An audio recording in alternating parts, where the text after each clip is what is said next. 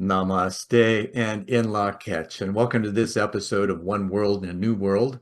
I'm Zen Benefiel, your host, as we explore the depths of the inner experience across the panoply of people in the world and their professional experiences as they bridge inner and outer worlds. Interesting conversations. You'll love them. This week's guest is Jennifer Hill. She is the founder and CEO of OptiMatch. She's an executive coach, and she's also a member of Deepak Chopra's Evolutionary Leadership Group. So we'll get back to her in just a moment. Stay tuned.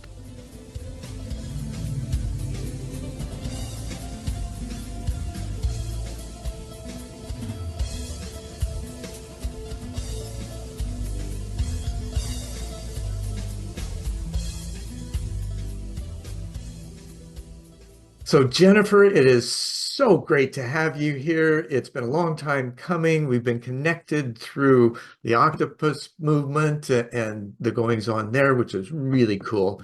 And we've visited other virtual spaces together, but finally we've got a chance to talk in person. And I want to really explore how your life has evolved. So thanks for being here. Thank you, Zen. I'm so grateful to be here with you and with your audience and just to explore another conversation of cosmic consciousness and share our journeys. Yeah. And it is so, as we were just talking in the prelim, we're all cosmic consciousness, condensed in form, just unaware. So how do we become aware? Well, we have conversations like this, right? How did you first get in touch? And I know from the work you do, this probably happened early, because we're often bereft of conversations about the inner stuff with others, because in the past we've been seen as a little crazy, insane, weird, those kinds of things. I like the weird flag. I'll wave it high today. But how did it start for you? And what was it like? What were the things that seemed to coalesce as your entrance into it took place? When I was very young, to me, Zen, it was like you got a book on how to be a human being, and she got a book on how to be a human being, and mine was blank inside. So people were kind of a bit of a mystery to me. I learned very early on that if I mimicked appropriate behavior, that I might be socially accepted and still quite often rejected by society. So I wound up spending a lot of my spare time when I was a young girl in rooms with handicapped kids, teaching the handicaps, volunteering my time, or just reading. I would just, most of my lunch breaks were either spent reading or like by myself or spending time helping the handicapped kids. And I kept trying, I so badly that was juxtaposed against wanting to fit in more than life itself and dealing with really deep, deep self-loathing. It started with an eating disorder in my mid-teens, led to suicidal ideation, trying to kill myself 3 times between 18 to 21. I just couldn't figure out what people were and how to make sense of them. Mm-hmm. And I had a lot of artistic, creative, like kind of ways of thinking and being. Like my brain has always loved solving problems. I remember being in what they called in the United States a GATE or gifted program when I was like maybe in fourth or fifth grade. And I remember one of my most favorite moments of that was that they gave us like a mousetrap, a candle stand, and a lighter. And we had to figure out a way to like light the candle and then put it out simultaneously using mousetrap. And my brain was like, yes, that is my idea of a good time. Bring it on. So that is one of my fondest memories as a child. And I remember, I think it was my sixth grade graduation. I literally borrowed one of my mom's suits and I showed up like in an oversized adult woman's suit. Like I didn't get like how to be human or normal. So when when you're younger, being weird now at 43 is like, yeah, I'm weird, best compliment ever. Being weird, quirky, nerdy, any wide array of phrases that people might use to describe you between the ages of 8 to 20, not quite as lovely. It was only later in Sure. life, that I Well, got and it diagnosed. seemed like you were set up initially with just your natural inclination to be of service, right? And however it came about, I totally understand, the juxtaposition of those and other realms that you were trying to fit into. Many of us, I had similar, I was fortunate that I was a bit more socializable I suppose I love to play and do things, and so I looked for opportunities to do so and didn't really care what others thought, um, and was somewhat of a gifted athlete. So that made a difference and gave me a different social milieu to be around that because of that was a little more accepting. However, couldn't go deep with it, right? The expressions of how you saw the world and what you were feeling or sensing, if you'd brought that up, it was like instant ostracization. Yeah, you just feel alone. And so I sought out, I've always been a seeker. I've always been very curious, just wanting to learn. I'd like read the encyclopedia for fun, Hmm. because I wanted to understand the world and its pieces better. I do remember having a moment when, of my own volition, my parents weren't religious, but I loved studying all the different religions. I had friends who were Mormon, friends who were Jehovah's Witness, friends who were Jewish, friends who were Christian and Catholic. And so I'd voluntarily go to Catholic church with my grandma on Sunday just to learn about that. And then I remember I started going to Christian youth group when I was maybe 11, 12, 13, thereabouts. Hmm. And I remember one time being at like a Christian youth group camp. And two things really stuck with me about that. One, there was this beautiful kind of A-frame window, and the light is pouring in, and they're singing some songs about unconditional love that probably had some religious undertones. But I just remember for the first time in my life getting like that full body chills of just knowing there was something bigger out there. Hmm. However, simultaneously, I didn't know at the time I was autistic. I take things very literally, like so much so, and I'll bring you back to the story of youth group in a moment, but I like to give people this example. I will always remember being 20 years old in college, and Oprah did a special on how, couples who sleep together and what's healthy and not. Well, my Hmm. literal Asperger's, autistic, whatever you want to call it, brain at the time, from the day forward, from when I was 20 years old and I saw that interview on Oprah that literally said, if you're not touching somebody while you sleep with them, it means they don't love you and it's unhealthy. For decades after that, anytime I was in a Yes. relationship, I would literally get up in the middle of the night. If I woke up and I was sleeping next to somebody and their leg or hand was not touching me, I would literally get up at 2 a.m. and just walk out of the house. Like that is how literal I was. So years later, I of course get diagnosed. And so when I'm 12 or 13 and I'm at this Christian youth group and didn't yet have a context or a greater understanding that not everything everybody says is meant to be taken literally. Hmm. They teach Bible teachings and they're teaching about treat your neighbor with kindness, don't gossip, don't do this. So my literal brain is absorbing all this, going, "Ooh, yummy, yes, let's do that." And yet then my friends at that time would do the opposite of that. They wouldn't be kind or they would gossip. And the way I describe it to people, and it still sometimes happens to me as an adult, is my brain goes, does not compute, breakdown, meltdown, Yeah, meltdown. yeah, Like, yeah, yeah. but it, because I'm trying to understand the world where people literally say something is one way, yet they literally do the opposite of what they're saying. And it's kind of like that emoji where your head explodes. That's what it was like for me as a kid, because I faced the even, same thing. Yeah, it's funny. In second grade, right? I did the literal thing, but they didn't have special programs or gifted programs, anything like that, that when I grew up. And my parents were afraid to tell me my IQ. That in my 30s, they told me, oh, it was off the scale. We didn't know what to say or do. And we were afraid if we told you that you would become an egomaniac. And so we just kept it quiet. And that's why we encouraged you, that's great, but you can do better all the way through school. So, and I did well. Um, but this second grade teacher was she was out for the day. So the principal stepped in and she came in, was teaching the class. I'm sitting in the front row and she says something. I roll my eyes and, she goes on and she says something else and I roll my eyes again and she looks at me and she says, Mr. Benefiel, if you roll your eyes one more time, I'm going to show you the paddle. And I'm like, oh, cool. I get to see the paddle? oh, Wow. no. Oh, I'm so Right? sorry. So naive and literal. And so next chance I got, I rolled my eyes. Right? Boy, did I get a rude awakening and a bit of a sting. Unexpected consequence of being literal, right? And those things happen all the time. And yet I still that way. I have fun with that now in the scope of language and how we use it, and just kind of having that moment, maybe even a teachable moment at some point, being the educator, right? I always like to have those where, you can shift a person's perspective. That's, oh yeah, I can see that, or they'll say something differently or change their attitude toward what's being said, which is kind of cool. So how did that attitude shift for you in the ways that you interacted with others once you figured out, okay, now I know a little bit more about why I am the way I am, and what you can do with it at that point?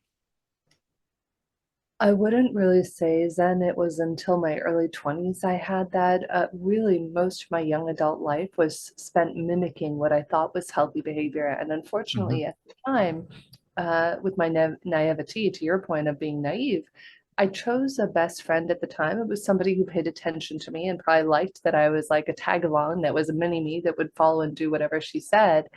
And I mimicked her behavior. And she was very popular, very beautiful, very sociable, and people loved her.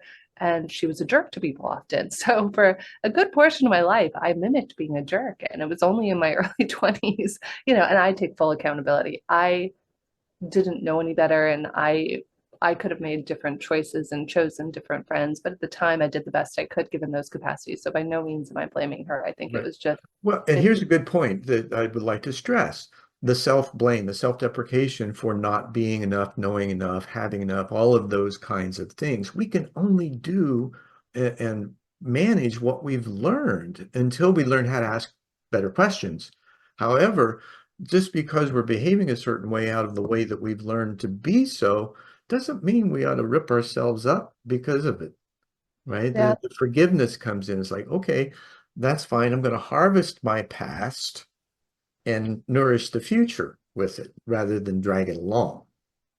Yeah, and that's it. It's self-awareness. Hmm. Honestly, if I could give everybody one tool, Zen, it would be self-awareness, and I would couple that with self-regulation tools. Now 20 years later, it's been exactly 20 years since somebody first looked at me and said, "You are a nasty thing. You are one of the most powerful women I've ever met in my whole life, except you're like Godzilla walking around with a huge tail, swinging behind you, knocking down buildings." Except guess what? Those aren't buildings, those are people whose lives you're destroying. And that was really my first wake up call in my early 20s because I thought I was a good person. Like you said, I've always liked to be of service. I would always Hmm. help volunteer wherever I could. And Well, yet I until also, somebody calls us on our stuff for us to yeah, take a look at, we assume everything's hunky-dory, right? yeah. Yeah, and so it was a great learning opportunity. So that was my first catalyst at 23. And then that set me on a path of 20 years, the last 20 years of my life. I'm now 43, of really being in the inquiry of what does it look like to be a good friend? What does it look like to be a great partner, a great boss, a great team member, a great wife, a great daughter?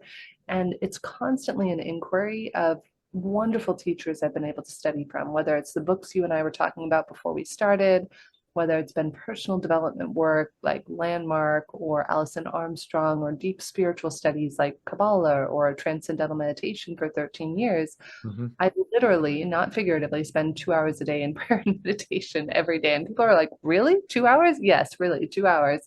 Because it's what helps me is I know I have the capacity to allow my reactivity to consume me and others. Hmm. And so I choose to proactively use tools. And Well, that's why I love it's it. a self-love transferred into self-management.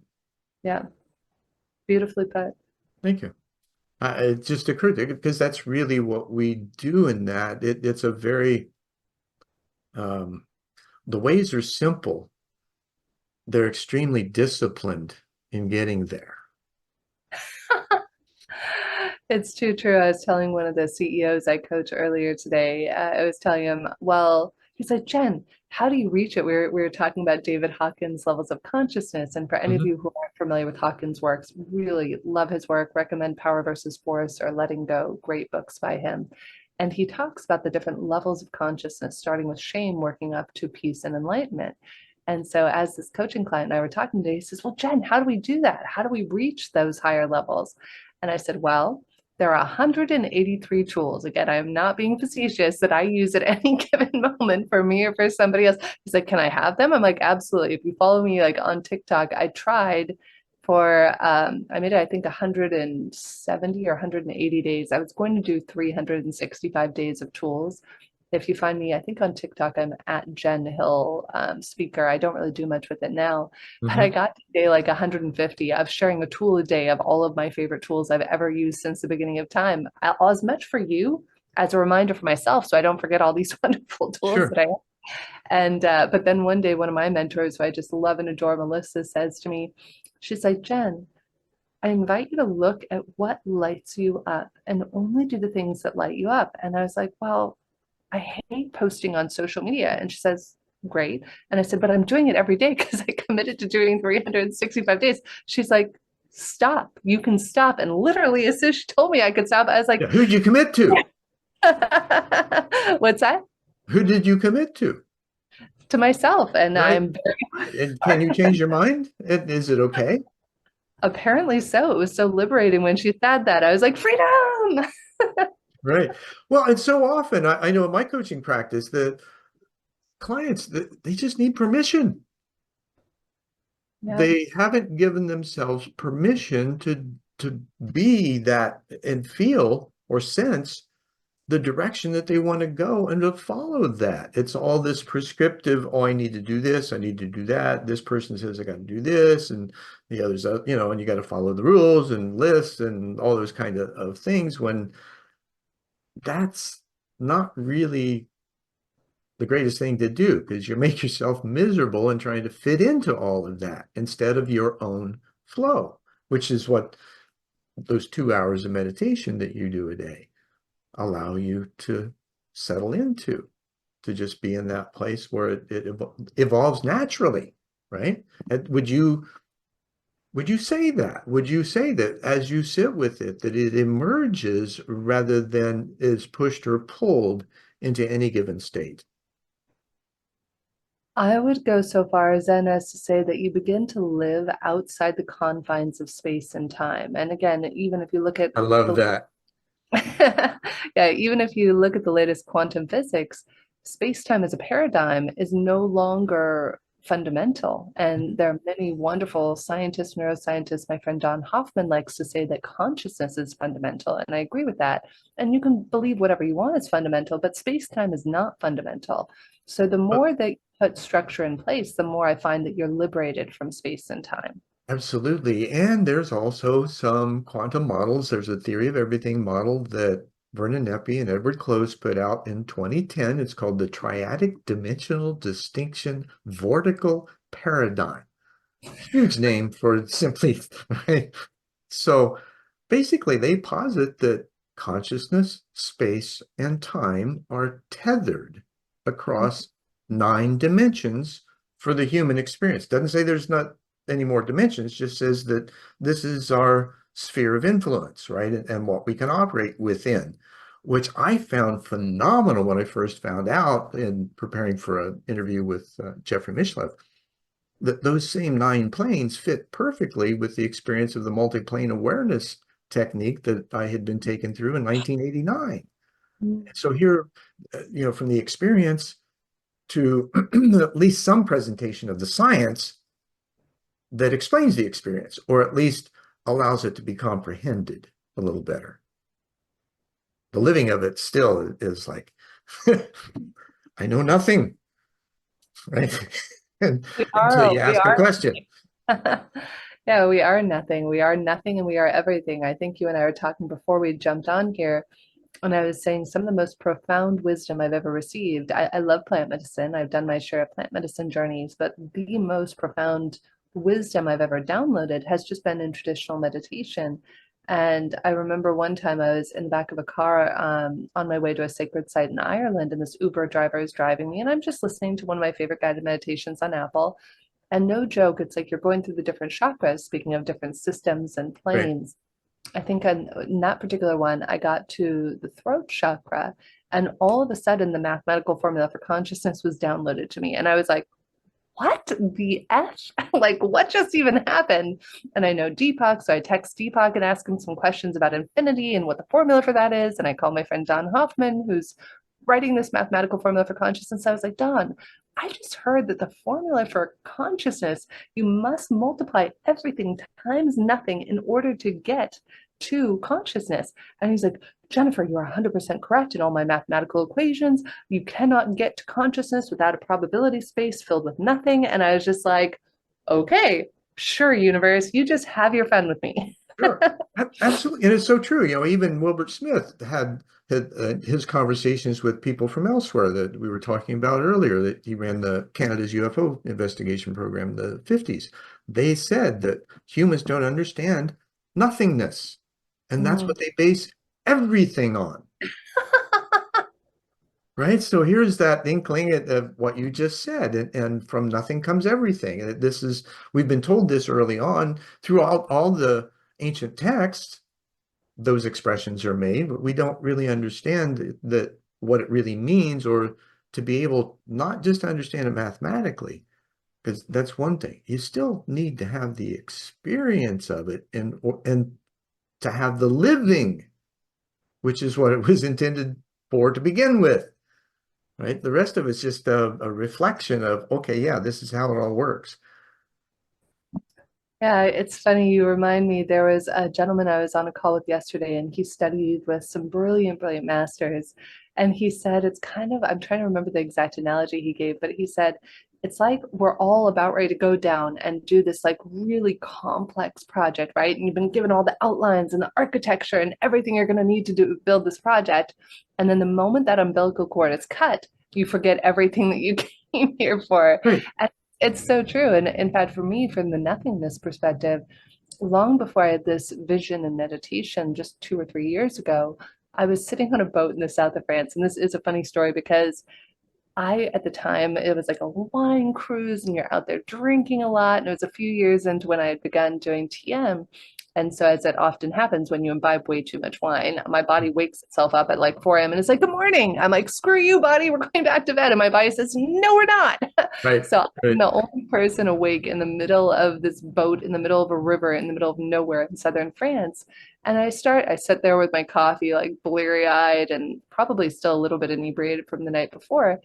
And as I start doing my TM mantra, then literally I had that experience of nothing. I've never had it since. I sat there, I'm doing my mantra, and everything and nothing happened at the same time. Mhm. All of a sudden, I was all things and no thing. And I don't know how long I was gone for or where I was, because I remember being like a child that has lost its mother. I was like, where's my body? Where is everything? I am all things, I am no thing. And I didn't know how long I was gone for. Though I think part of that was because my resistance was a little bit diminished because I had drank the night Sure. before. Sure. So that I think helped me to go into a state that I still have never achieved again. It was quite, Well, that's a lot of things that plant medicine does. It takes that egoic side of things out and allows you to open it yourself to an experience of what is, or what's available. And what we're talking about, the Vedas, 15,000 years old ish, Sanskrit.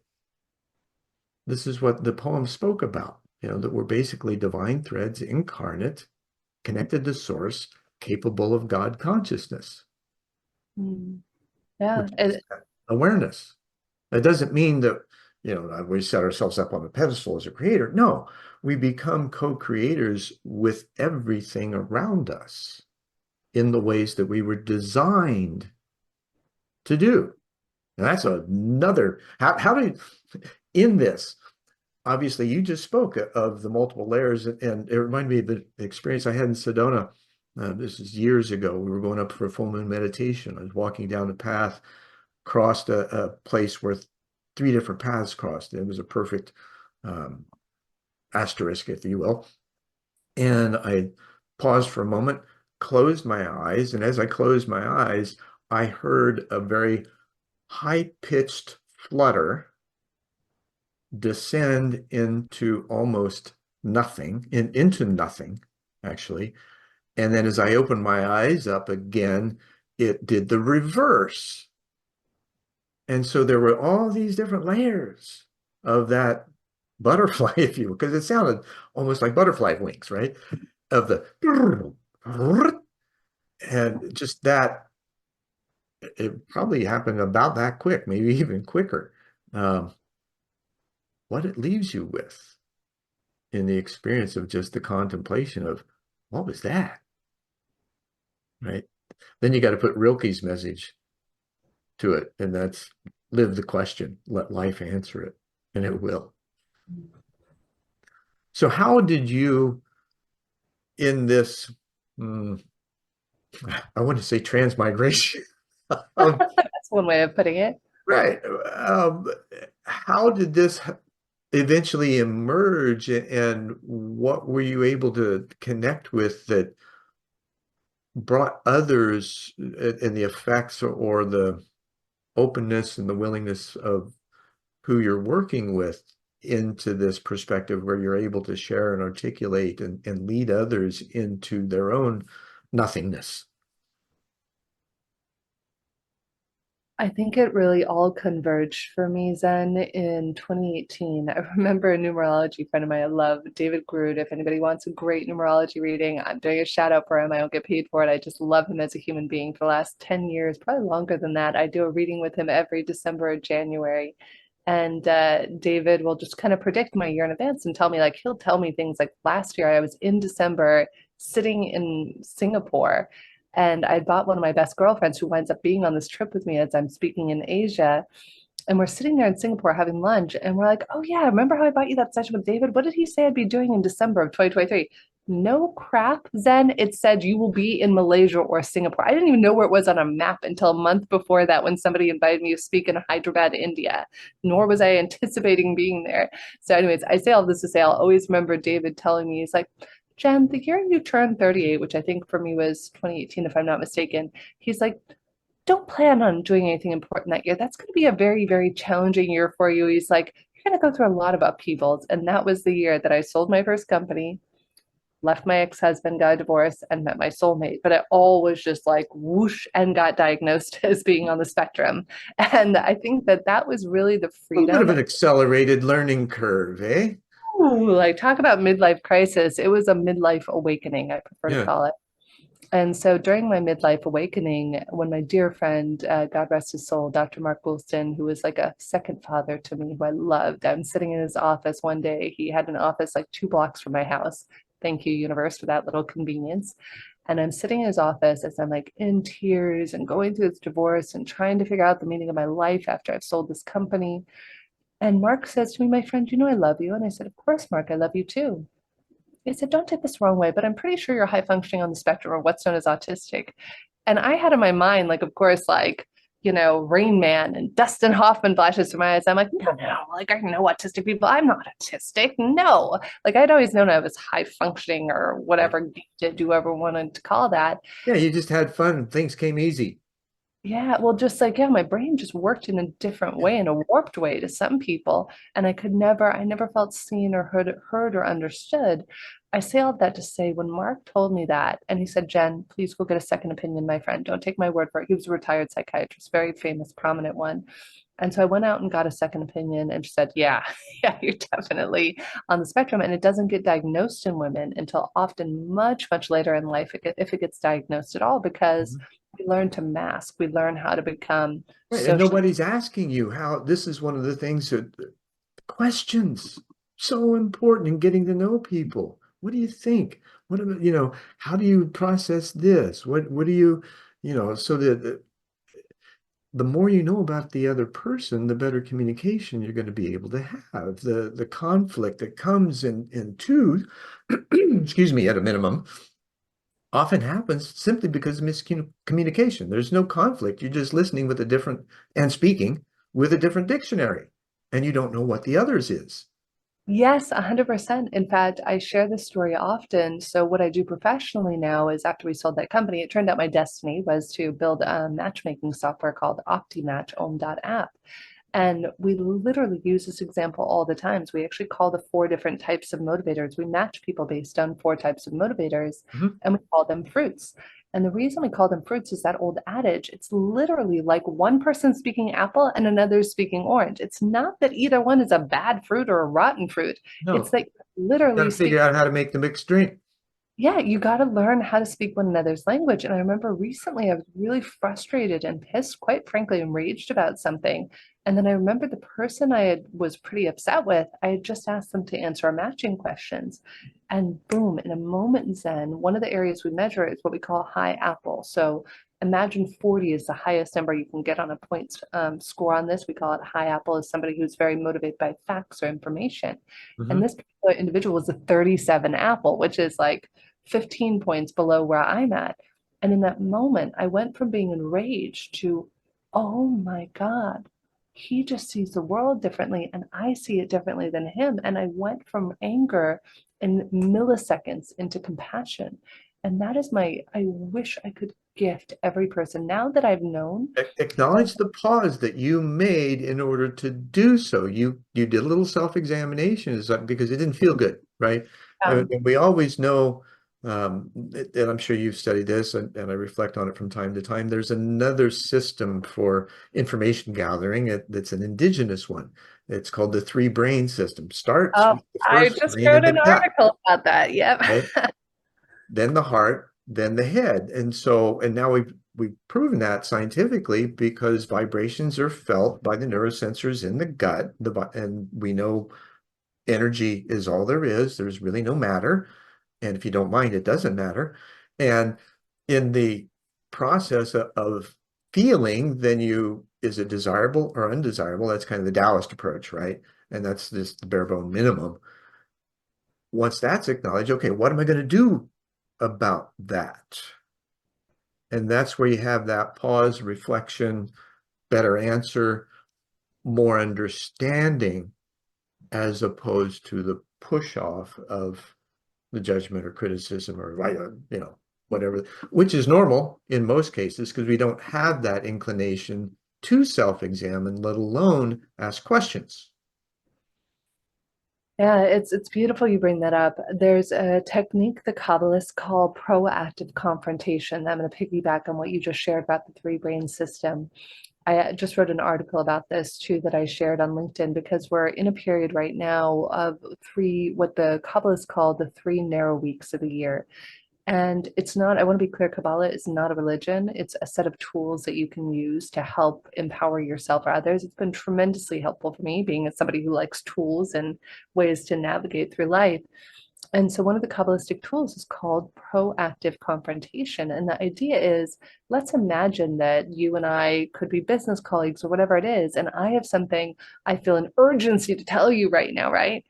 We could solve 90% of the world's conflicts if we did what the Kabbalists say, which is just to pause and ask in that moment, is this person available to receive what I'm about to say in this moment? And if the answer is no, whether you're feeling your gut, whether you're feeling your heart, whether you're feeling your head, it might be all three that are screaming, no, no. Think of the Right. biggest fight you've ever had with anybody. Your whole body is like an alarm system going, doo doo, no, do not pass go. And yet, what do? We still engage in the conversation because we're like, I need to have this Because we conversation. override because Yeah. we're thinking, right? We're Yes. not being and we're not sensing. And we cannot think our way through a system built on vibration. We have to sense our way through it. That's just, it's nature.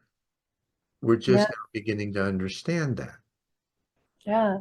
So I love proactive confrontation when it does come to resolving potential conflicts or preventing it, which is thus the name proactive, and something bizarre happened. Not bizarre, something miraculous. Cancel, cancel. I like to be very thoughtful in the words I'm going to use. Very good. Nice catch. Thank you. Something miraculous happened about 4 or 5 years ago after I started applying this concept. So I would start to pause and I would ask from my heart to your heart, Zen, or whomever, my husband or my mom, are you available to receive what I'm about to say? And this is all done at the heart, the soul, the gut, whatever you want to call it level. I Mhm. call it It's the an soul. internal conversation. Exactly, 100% internal.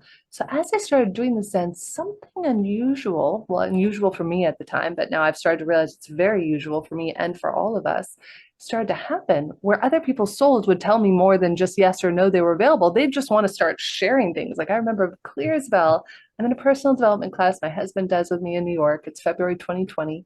And we're sitting there and I'm just talking to this guy and I asked at the soul level, are you available, to have me ask you or if you're going to do this advanced class with us? And the guy's soul, oh, it doesn't say yes or no. He says, oh, Jen, I don't necessarily think I can. My sister is having mental health concerns now. And I'm like, what? Did I just, that was not, this was all at the internal level. So I was like, okay, I was kind of like a kid dipping my toe in the water. I was like, I'm going to go out on a limb here and see if what I just heard was accurate. I'm hearing something about like, is there something going on with your sister, something with your family and mental health? And he's like, and the guy's face turns white. And he's like, how did you know that? Nobody knows that's the biggest reason I'm doing all of this is for my sister and her mental health. And I was like, I felt like I just walked out of an episode of The Twilight Zone. So that happened about 4 or 5 years ago. Well, fast forward to this year is I've been doing this now where, for lack of a better word, I call it soul talking. I can soul talk with you, with my husband, with people who are deceased, like my dear friend Mark, who's passed on. Mark used to call it his Dead Mentors Society, where he would convene all of his brilliant mentors and they would I call it offer. my dead council. I Yeah, have dead one too. council. I call it my metaphysical board. That's like Yeah. whatever you want to call it is what you call it. So I've had this for a while. And I never thought Zen I'd be teaching it to other people. So fast forward, it's mid-January of this year, 2024, and I'm on a call with my mom, and my dad's there, and we FaceTime every day. And all of a sudden, clear as a bell, I know, like I know how to breathe, that my dad's going to die in 30 days, and he's perfectly healthy, no cancer, nothing like that. And Mhm. so my dad leaves the conversation to go in the garage. My mom and I would often talk longer than he would stay on. And so my mom's still on the call. I said, Mom, again, I asked her at the soul level first, are you available to receive this? And I asked her out loud, can I share with you something? And she said, yes, of course, my love. And I said, I'm pretty sure dad's going to die in the next 30 days. And she said, honey, it's so weird you say that. I have a feeling you're right. And so my mom and I have this conversation. Well, fast forward 1 month later, he was so healthy that on February 13th, when he went in for the hospital the first time, they literally sent him home with the flu. He did a full CAT scan on his body. Nope, clean bill of health. He's fine. Sent him home with Mhm. the flu. Well, 48 hours later, he's in excruciating pain, gets rushed to the ER for an emergency surgery for a blood clot that has now blocked his colon and his liver, among other things. Wow. So we're in the process. We're not knowing what's going to happen. He's in this 8 hour surgery that he might just die during surgery. And I'm talking to my dad the same way you and I are having conversations and at the soul level. And so my mom looks at me and she says, honey, can you teach me how to talk to your dad? And I'm like, I don't know. Universe, source, am I allowed to teach this? Yes. How? It'll be downloaded to you. And I'm like, okay, whatever you say. So next thing you know, while my dad's in surgery, I take my mom through this process that only moments earlier, because for me, it was just very intuitive of how I did it. I had no Mhm. idea 30 seconds before that how I would ever, or that I could ever teach someone how to do it. So I go and I take my mom through this process. And meanwhile, my dad's in surgery and she comes out in tears then. And she's like, honey, I couldn't do it. Could have talked to your dad. And I said, Mom, it's okay. You're under pressure. We're in the middle of the hospital. We'll try again tomorrow. And the next day, Zen, she was able to do it. And then a week later, a client of mine, who's a CEO, his dad was in hospice. And I never thought I'd be teaching like corporate CEOs how to do this. And then he's like, Jen, I'm just having such a hard time talking to my dad about his death and, the fact that he's in hospice. I was like, well, I can teach this thing that I just taught my mom and maybe it works for other people too. So I take him through the process. Well, he winds up talking to his dad. And then a few weeks later, we're on another session. I was like, well, maybe you should soul talk with your dad again. And he says to me, Zen, he said, Jen, I didn't tell you. And I said, tell me what? He said, since the day you taught me, every night I soul talk with my dad. And every morning he says, hey, buddy, we did that soul talking thing last night, didn't we? And it has been so humbling to be able to, number one, figure out that everybody can do this. I've taught so many people how It to do is. this Oh, now. yeah, that's a good friend of mine taught me about the Dead Council thing, how to create one. I put it in my first workbook that I wrote in 2004. Mm, So, and there are several other processes in there as well. And most recently, you were talking about the internal systems. yeah. There's a bunch of them. There's the chakras, the meridians, datuns. There's another called marmas. All of these things are part of the internal energetic systems that are connected to the organs and all of that as well. And that information I've got in a book I published, I think in 2019 called Zero to One, Making Mm, Our Way Toward a Conscious Civilization is the subheading. And mm. so there's those systems, there's I mentioned Hawkins' work, and Dawkins' work as well. And so there's these things, and basically we talk about non-human intelligence, what that really means, how do we have access to it, how do we find that place of stillness. I've had this gift since I was a kid. I've been a necromancer. I never understood, that there's been no veil. It's just the intention to do so, and the willingness to not believe you can't. Yes, 100%. Right? Believing you is It's you everything. a lot of things you can discover and do simply because you don't know you can't. So Mhm. you step into it to see what's available. It's amazing the things that can happen. In this amazing things that can happen for you in this process, how do you see this kind of reflecting in this uh, collaborative, somewhat, co-creation of a new normal? How do you see the effects of COVID, which I think we can agree that it had a silver lining because it got people to self-examine and look for another way because the old way just didn't feel right anymore. And whether they're thinking about, okay, this is the process I'm going through or not, it's happening internally, and people are coming to the surface in virtual worlds and other places looking for each other. How do you see this, or what kinds of things do you find in the work that you do that edify this new view or this shift to a new paradigm, and the ways that it's unfolding in the practical levels of business? I think what we're seeing right now, Zen, is a fundamental shift in how we coexist as human beings. I think that our consciousness began to shift in the time of COVID. It was like the universe was just giving us a little friendly nudge, like, hey guys, there's a Mhm. better way to do things. Let's do this differently. And that was actually the catalyst that had me wind up FaceTiming with my mom and dad every single day since COVID began. I mean, so many wonderful things happened. I think, unfortunately, in, a, in the analogy of a rubber band, just like a rubber band bounces back to the way it was, that's what we've done as human beings. Is we're like, oh, well, we learned some lessons and let's not ever go through that again, because as much as we learned some stuff about ourselves, we didn't like the uncomfortability of it.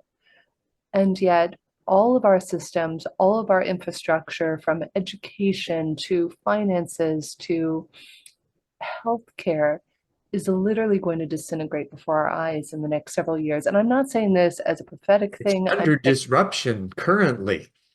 yeah, it has to disintegrate because the systems and models that we've built up until this point have been based on competition. And Mhm. I saw this in building my first company, is that there is no competition, there's only cooperation. I would not Right, have started my first company right. if it weren't for the incredible referrals and the amazing team. We did it as a team. Even people who were considered my competitors, like people who did the same business I did, were always invited to my parties, and I would refer them clients all the time because it's a cooperative environment, just as the mycelium network under the trees teaches us, and Mhm. as nature teaches us. We've evolved to cooperate, not to compete. And yet, By design.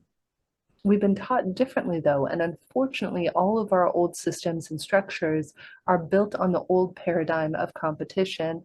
Thus, much like the Tower of Babel that had to fall, I think as human beings, we're beginning to see the disintegration of old systems Mhm. and the emergence of something new and beautiful. Calendars, the ancient calendars have all foretold this. The Kali Yuga, the Mayan calendar, the Sumerian calendar, the Egyptian calendar. We're in this phase of transition. Some people call it the Age of Enlightenment. There's all kinds of indicators that we are making a fundamental shift. And even you remind me of Dudley Lynch. He wrote a book called, in the 80s, he wrote one called The Strategy of the Dolphin. It was an organizational development guide. And then in the late 90s, I think it was, he wrote The Mother of All Minds. And in it, he said, same thing you did. We've got two things going on here. Alpha mind, alpha chassis, steeped in competition. The beta mind, still in the alpha chassis, the beta mind understands the concept of oneness, which makes Mm. it collaborative. So there's all kinds, everybody's seeing this. Now, how do we step into it in order to behave in such a way that actually promotes it and doesn't deter it? I'll give you the answer for that. It's the individual consciousness impacts the collective. I always like to share this Kabbalistic story. So the ancient wise Kabbalists used to say that life is like a beautiful balancing act of these scales, like these Libra scales that you can imagine, right? And every act of kindness and tolerance that we do, every kind word, every time we open a door or smile at a stranger, we're dropping a sesame seed on the scale for good. And every time we're mean to somebody, we are mean to ourselves, we cause disharmony, we're dropping a sesame seed on the side for lack of a better word, evil or bad. And the game we're playing, and this really is a game called life, is the game of can we get enough sesame seeds for good, which is our collective consciousness and our individual consciousness impacting the greater whole for Mhm. good, so all the seeds for negative fall onto the collective good side. And I think that we're seeing I that call play. that harvesting our past, Yeah, right? Because what do we get from the harvest? We get food for the future. yeah, absolutely. And it's to answer a question of moving forward, there's a wonderful group I'm a part of through the evolutionary leaders called the Unitive Narrative. And it was a group of, I think, 60 people co-wrote it. And they said, well, what if we reimagine society built on unitive concepts? And to answer your questions then of how do we do this? It's really our individual consciousness that impacts it. I know each of you out there watching or listening might be thinking to yourself, yeah, but I'm one person. There's over 8 billion of us. When I was meditating at the beginning of this year, I was shown a vision of some aspects of the future. And I was asked, number one, why? And number two, what's mine to do? And what I was told is each of our individual consciousness is going to impact the outcome of how what we're about to see play out globally, how it's going to play out. And what I was told is mine to do, which is why I'm here with you and your viewers and listeners today, is to teach as many human beings as possible tools for resilience and cultivating human connection. And it's something I call the golden triangle of connection, Zen. Mhm. It all begins with connection to self. That is the cornerstone of this. When we connect deeply and intimately to ourselves, that allows for connection to others, which allows for the top of the triangle, which is connection to purpose. And that is my remedy for humanity is So in the connecting to. question of who am I, how do you answer that? What kinds of things come up for people in the quest for that answer? And it seems we have answered that from a place of linear thinking and placement and category and title and position and rank and all those kinds of things, forgetting that we're actually much more than that. That's what we do, is not who we are. Yeah, I love to use a very simple pop culture reference. I'm going to spoiler alert for those of you who have not seen the movie. You may want to go watch the movie first and then come back and finish listening or watching this episode. There's a movie called Dungeons and Dragons. Have you seen it at all, Zen? The latest one that just came out in No, I 2023. haven't. Okay, so spoiler alert, cover your ears so I don't ruin it for you, but I want to share this analogy with everyone. In the movie, you basically have this group of misfits. Everybody's been kicked out of their respective tribe, and everybody, for lack of a better word, sucks, right? Mhm. And they're trying to save this one man's daughter, and in doing so, they're technically going to save humanity, but they don't yet know it. And to do this, they have to gather this band of misfits in order to conquer this evil wizardress, whatever it is, right? So they have this one sorcerer on their team who sucks. He cannot do a spell. He can like barely make fire happen. And he is their only hope, right? He's all they have. And he is like flunked sorcery school. So he has to meld his mind with a special helmet in order to be able to do whatever they need to do on this Mhm. quest. And in doing so, every time he puts the helmet on, whoosh, he is confronted in this other reality with his great great grandfather, the greatest sorcerer that ever existed, who tells him every time, "You're a failure. You cannot connect to this helmet. You suck." And whoosh, the guy is thrown back out of the helmet over and over. He keeps going through this, and he is embattled against this great great grandfather who's this prolific sorcerer, until finally one moment comes and the great great grandfather says, "You're never going to amount to everything. You suck. You're a failure." And the young man, who's this inept sorcerer, looks at him and says, "Yes, I am. You're not the boss of me, and I have a say in my future, and I will be strong, and I will overcome this." And in that moment, his great great grandfather, who he's been fighting with all along, disintegrates and turns into him. And that's who he was fighting with all along. And really, that is, if there's one message I could give your listeners, your viewers, is to remember every person or thing that you think you're fighting with out there is merely a holographic projection of yourself in a way that you haven't yet accepted yourself. Profound and paradoxical. In this quest for loving self, what do you find are some of the tried and true simple ways that you have found in your neurodiverse condition that works well for you and possibly others? You just asked one of my favorite questions, and so I'll give you two-part answer to this. Part number one, I'm a huge advocate. Every day I use for self-regulation heart-focused breathing. Are you familiar with heart math and heart-focused breathing? One of my favorite tools, because it is so simple. They do teach it to children, they teach it to astronauts, to business people, to firefighters. I had the privilege and honor in 2020 of getting introduced to their work. They had me do host a series with first responders. And I just remember it was like 3 a.m. my time in London often when we'd be doing these shows. And we'd have the nurses and the doctors who are there with the patients in COVID who couldn't see their families. And they would be sharing how they kept themselves grounded with something so simple. It's heart-focused breathing. You just imagine that your breath is flowing in and out right through the center of your heart or chest, breathing a little slower and deeper than usual. And just find an easy rhythm that's comfortable. And as you do that heart-focused breathing, you are literally moving yourself out of your amygdala, that reactive, what I call the three brain system, a different version of it, which you have the amygdala, which is the fight or flight, the am I going to survive this, to the mammalian brain, which is the midbrain of are you like me? Am I safe? Can I trust you? To the neocortex of the higher brain function of creative thinking, the capacity for solutions. We actually aren't aware that Yeah, everything's cool. Let's play. everything, here's what a lot of people don't know, Zen, is that the higher brain can't function until the lower brain feels safe. So everybody always asks me, how do you get the lower brain to feel safe? Heart focused breathing. Simple. You can find a million. I'm a certified coach in it. I work with all of the CEOs I work with in it. And it's such a simple technique that takes us out of that amygdala and into our higher brain function. So that's step Absolutely. one. Cool. Step one is heart-focused breathing. Step two, and the other thing that I never miss a day of, aside from meditation, of course, is inner child work.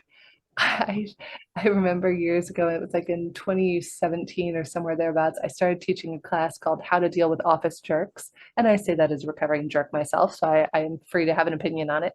And so I would teach this class on how to deal with office jerks.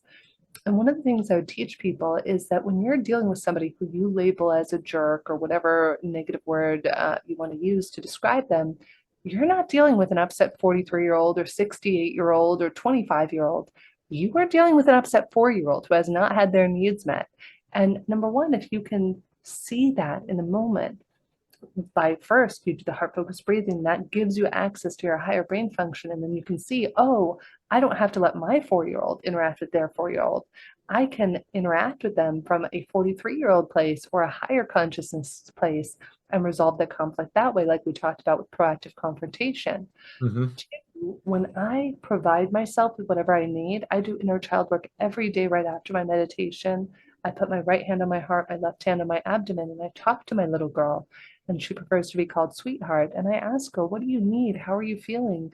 And half the time, Zen, when I ask her how she's feeling, I did not know. 43-year-old Jennifer did not know we were sad. She'll be like, I'm really sad. I'm like, shit, what are we sad about? I did not know that. And she'll tell me. And so I tell everybody, you will become the sexiest, most amazing human being who has more friends than you know what to do with, and your dream partner when you fall in love with yourself. Cherish yourself. The best advice I ever got was my platonic soulmate and best friend I've had for 20 years. And she said to me when I was going through my divorce 6 years ago, she said, Jen, you deserve to find someone who will cherish you. Though first, you need to cherish yourself. And that Mhm. is the advice I give to everybody. Cherish yourself. Fall in love with yourself. Date yourself.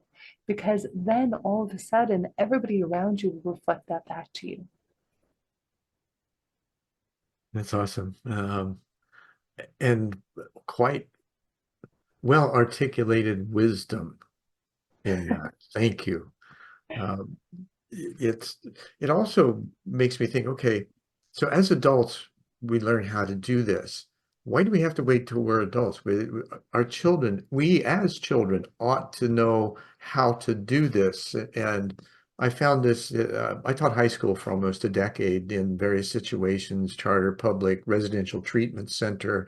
And I ended up writing a business plan that contained things that were missing. And it was holistic education, body, mind, spirit, planet, cosmos, 5 areas that interconnect, that we as adults have found and now know that science backs it up, yet we don't teach or operate our educational system in that manner. There's a disconnect, or has been. Um, and I wrote the business plan. It's called spectrumacademy.org in 2002. And it was seen as being light years ahead of its time because we're stuck. Now, I don't believe in stuckness. I believe in slowness. And when you learn to adjust yourself to the speed of what's moving, then you can nudge it. And it may take a little while longer than you think. However, there's a quadratic formula I got in my MBA that basically, rule of thumb, it's going to take you 3 times as long to get done what you think you can do in X amount of time. So be prepared for that. That's the nonlinear activity that life has in your process. It doesn't mean you're not going to accomplish it. It just means you need to slow down and take more care in your observation of how you're doing it. Yeah, 100%. And it's funny you bring that up with children. I agree wholeheartedly. And I love my nephews so much. I have two nephews. One is 5 and one is 11. And I have a close relationship, of course, with the 11-year-old. And just because he's a little older and I can teach him how to meditate. So I love it. Like when we went to my uncle's funeral a couple of years ago, we were in the car and I was teaching my 10-year-old or 9-year-old nephew at the time how to meditate, do heart focused breathing. And the other day, my husband heard me on a call with him. And he's like, you talk to children in such a different way. I literally talk to my nephew the same way I talk to my own inner child. Hey, my love, how you doing? What lights you up? How are you feeling? What do you need? I talk to him the same way I would talk to my own inner child. And I talk to everybody, whether it's a business associate or my dog or a new friend, in as kind and loving a way as I possibly can. And there are times where I will tell you, Zen, sometimes we all have challenging days that people ask me all the time, well, if you spend 2 hours a day in meditation or people who are enlightened, does it mean that you never get upset or angry or sad? No. The only difference is like when I get sad or upset, I have the wherewithal where if I haven't slept well, there was a period a few weeks ago where I actually fell to my knees crying. I was like, I had not slept for like 7 or 8 days. And during that period, I just communicated to the people I loved and the people I did business. I said, hey, you might not be able to get the best out of me. And one day I will share the recording of what I recorded. I was like trying to force myself to do Pilates and still Right. show up. And I did this whole series of Dear Entrepreneur in between sobs, like, Dear Entrepreneur, it's going to be hard sometimes and you're going to feel angry and upset. And so one day I'll release the audio of what I recorded. And I say all of that to say, just because you do the work doesn't mean, even if you do inner child work every day, that you're not going to feel sad or angry or upset or have a tough day. The biggest difference I can tell people is how quickly and how resilient you are. How quickly can you get back to living a life you love and Mhm. falling in love with yourself and the life you have? Recognizing where you are.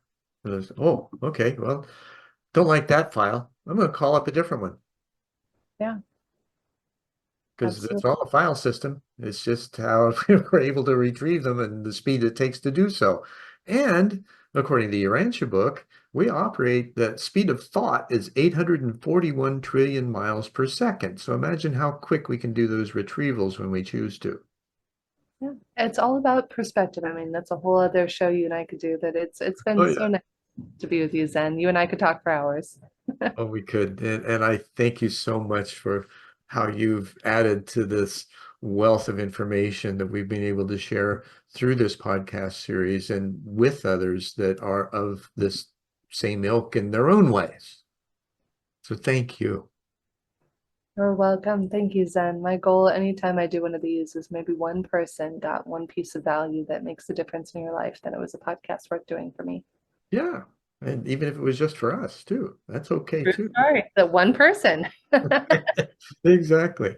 Well, super. Thanks again. And namaste and in lak'ech. And thank you for sticking with us for this episode of One World in a New World. I'm Zen Benefiel, your host, and I will see you next time.